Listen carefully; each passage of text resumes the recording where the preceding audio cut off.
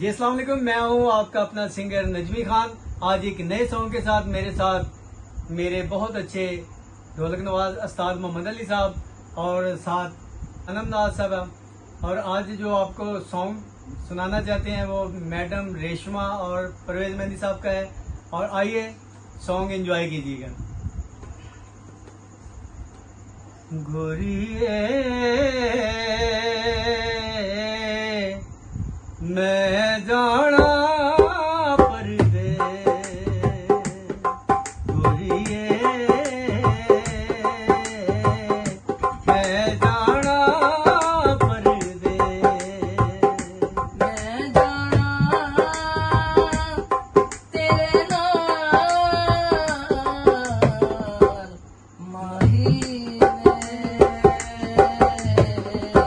ना जामी परदेस, माही ना जामी परदेस।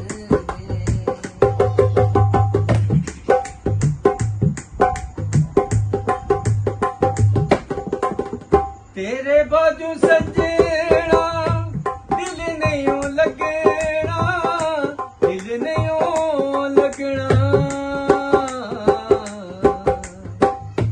असा तेनू लभना ते तू नहीं सानू लभना, तू नहीं सानू लभना। गोरिए मैं जाना